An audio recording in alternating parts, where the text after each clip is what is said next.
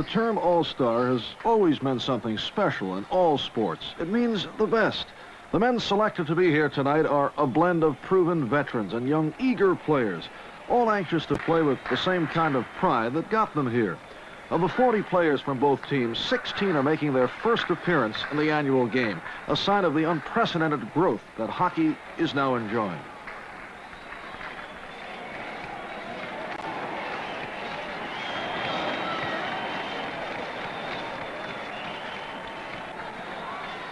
Right from the opening face-off, the Prince of Wales Conference in white and the Clarence Campbell Conference in orange moved the puck around the rink with all the style and finesse you'd expect from the most talented players in the league. Both goaltenders, Bernie Perrant from Philadelphia Stanley Cup champion Flyers, in goal for the Campbell Conference, and Rogo Bichard, ex-Montreal Canadian, and now the all-star goalie for the division-leading Los Angeles Kings, saw action early and often, as this game, being played without the usual hard body checks of a regular season game, permitted a wider range for the skaters to operate in, a plus for them.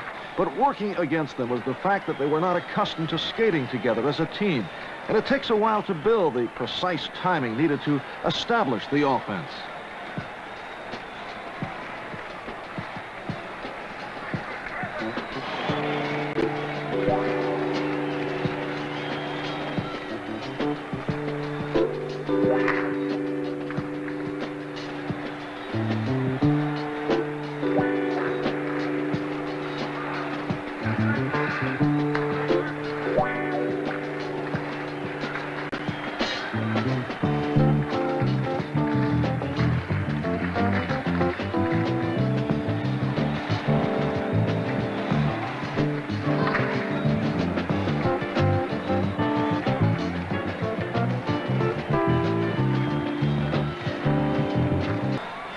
Midway through the opening period, the Prince of Wales Conference held off a strong Campbell attack and then opened the scoring with Pittsburgh's young Silaps breaking through the defense.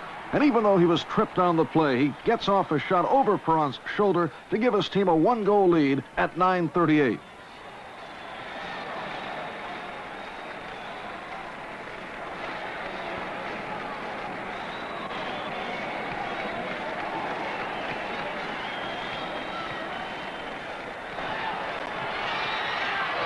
As play continued, the white-shirted Prince of Wales team carried the action and kept Perrant alert with heavy pressure at his end of the rink, as they seemed to be able to control the puck better. The defensemen need the time together on the ice to feel comfortable with each other, to establish their timing and their zone responsibilities.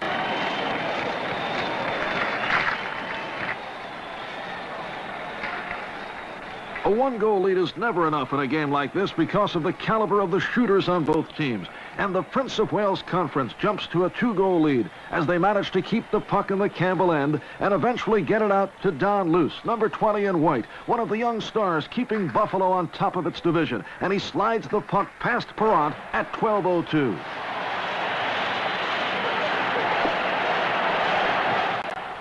Here it is again from another angle. Luce carries across the blue line. The back pass for O'Reilly. His drive goes wide. They battle for it back behind the net. Dupere chases in the corner. Looks to dig out. Now it's sent over to O'Reilly. Sets up Luce in front. Backhander. Score!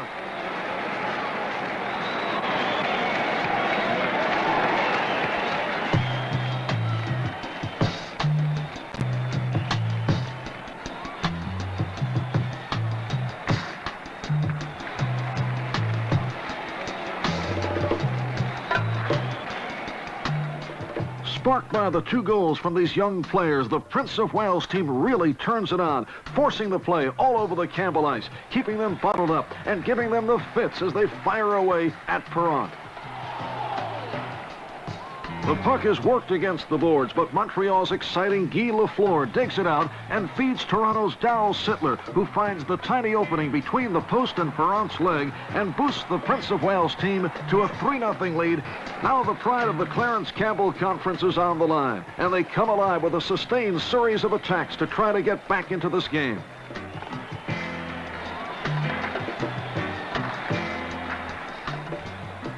And suddenly it was the Prince of Wales team who couldn't get the puck out of its end. With the period coming to a close, the Campbell Conference had taken the game's momentum and controlled the puck, their passes finding the mark again and again. Now they line up for the face-off with the Campbell Conference putting the pressure on. It is controlled back in his own end by the Rangers' Brad Park. He flips cross-ice to the Islanders' Dennis Potvin. Potvin swings it ahead. Here is Unger across the blue line. A back pass, stick-checked away, and now it's cleared out of the zone. Taken at center again by Potvin. Looking for Unger. Feeds Unger. A fake slap. Now Unger to Potvin. Score! Dennis Potvin has cut it to 3-1. Early in the second period, with the Rangers' Steve Vickers off the ice for hooking, the Wales team has some excellent scoring opportunities. Boston's superb Bobby Orr leads the power play attack, and only Perrant's brilliant goaltending keeps the game from being ripped wide open.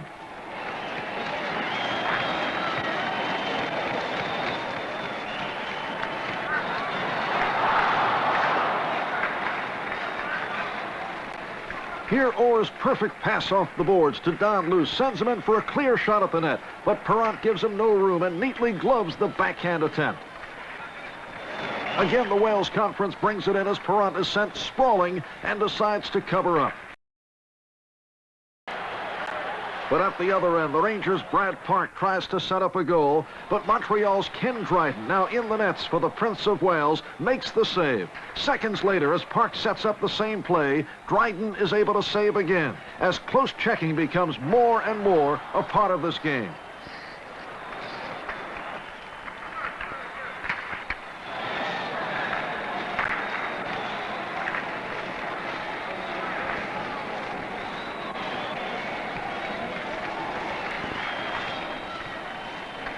Midway through the period, Vancouver's young Gary Smith takes over for Perrant and immediately gets a chance to show the kind of net minding that has kept his team at the top of its division as the action polarizes at both ends of the ice.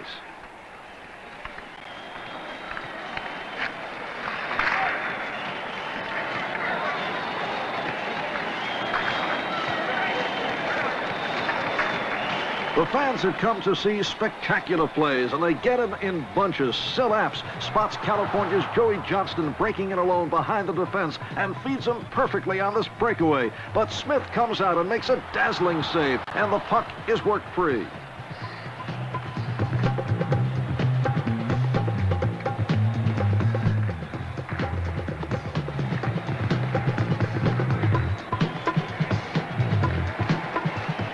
Both teams are flying now. The next goal either closing the score to 3-2 or opening it up to 4-1. And it seems only a matter of time before it'll come.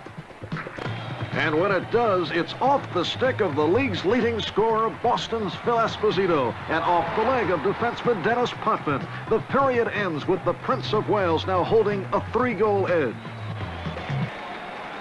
Early in the period, the Campbell Conference tries to capitalize on its chances, but a well-disciplined Prince of Wales defense and Bichon's quick hands and playmaking stick keep them off the scoreboard.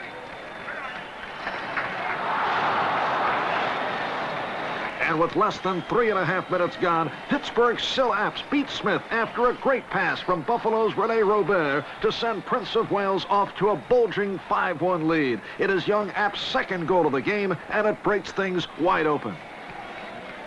Minutes later, it becomes 6-1 as Boston's Terry O'Reilly, in his first All-Star game, backhands a shot over the fallen Smith, who had been getting less and less help in front of his net. And now it was Bobby Orr's turn to get his nightly goal, making the score 7-1 and proving that the older veterans can still find the net. Bobby Orr is 26 years old.